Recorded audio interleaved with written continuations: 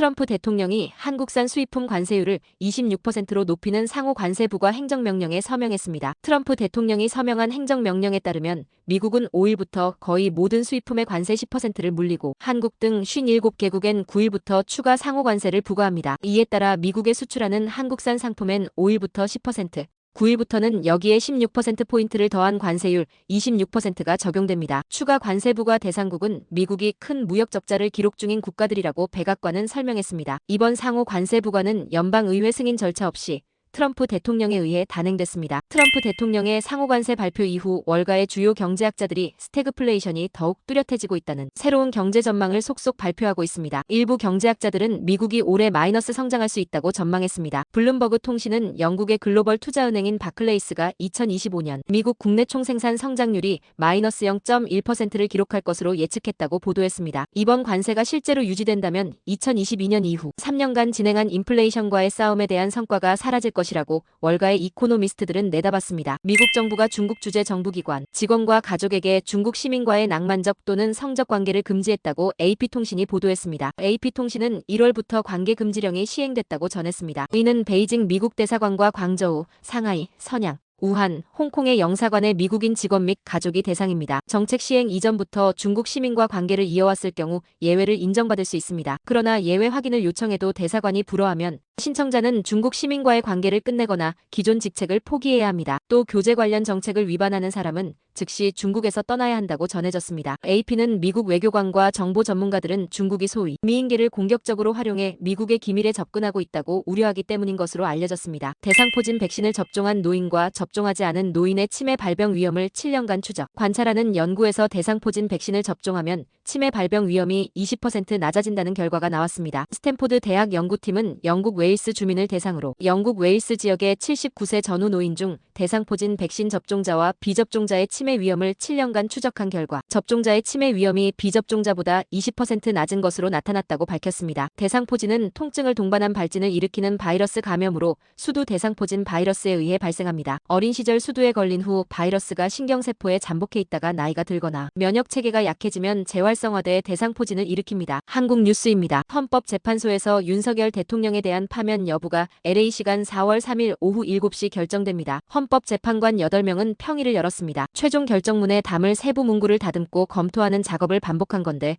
탄핵 찬반 여론이 극심하게 갈리고 있는 만큼 결정문 안의 통합에 대한 메시지를 어떻게 담을지도 검토한 것으로 전해졌습니다. 피청구인인 윤석열 대통령은 선고기일에 출석하지 않기로 했습니다. 윤 대통령이 승복 메시지를 낼지도 관심이었는데 윤 대통령 측은 선고 전에는 어떤 공식 입장도 내지 않겠다는 기존 입장을 다시 한번 확인했습니다. 미국이 한국에게 26%의 관세를 매긴 건 예상보다 가혹하다는 평가가 나오고 있습니다. 한국에서 만들어 미국에 수출하는 물량뿐 아니라 베트남 같은 외국에서 만들어서 미국에 파는 것까지 관세의 영향을 받기 때문에 한국 기업들에게는 비상이 걸렸습니다. 삼성전자가 2곳, LG전자가 3곳의 멕시코 공장에서 TV와 냉장고 등을 생산하고 있는데 상당량을 미국으로 수출하고 있는 만큼 큰 타격이 우려되고 있습니다. 미국 캘리포니아에서 아시아계 미국인, 하와이 원주민, 태평양 섬주민 커뮤니티의 건강 연구 참여를 활성화하기 위한 케어 레지스트리가 주목받고 있습니다.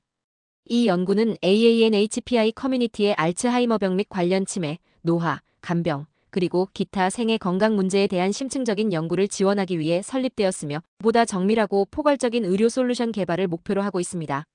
오늘은 케어 연구에 누가 참여할 수 있는지에 대해 자세히 살펴보겠습니다. 이 연구가 커뮤니티의 건강 증진에 어떠한 역할을 하는지, 그리고 참여 대상은 누구인지에 대한 정보를 지속적으로 전달해 드리겠습니다.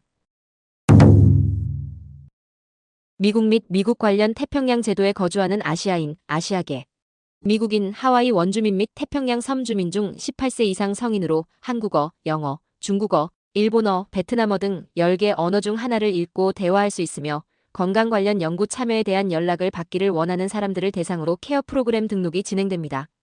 케어에 등록하는 방법은 핸드폰 카메라를 QR코드에 가져다 대면 케어 등록 홈페이지로 이동합니다.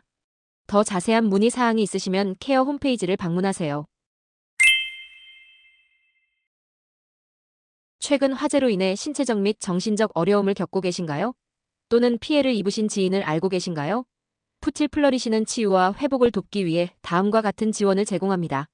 지원 내용 최대 10회의 무료 치료 세션 제공. 필요에 따라 한 회 또는 최대 10회까지 맞춤형 지원이 가능합니다.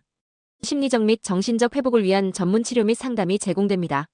화재 피해로 인해 어려움을 겪고 계신 분들은 주저하지 마시고 도움을 요청하시기 바랍니다.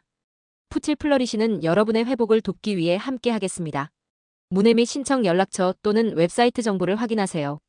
끝으로 날씨입니다. 남부 캘리포니아 기온 떨어지겠습니다. LA와 오렌지 카운티 지역 낮 최고 기온 63도, 밤 최저 기온 46도 예상됩니다. 밸리와 인랜드 엠파이어 지역 낮 최고 63도, 밤 최저 42도 전망됩니다. 해안가 지역 낮 최고 59도, 밤 최저 48도, 산간 지역은 낮 최고 39도, 밤 최저 17도, 사막 지역은 낮 최고 60도, 밤 최저 34도 예상됩니다. 오늘의 뉴스 읽어드렸습니다.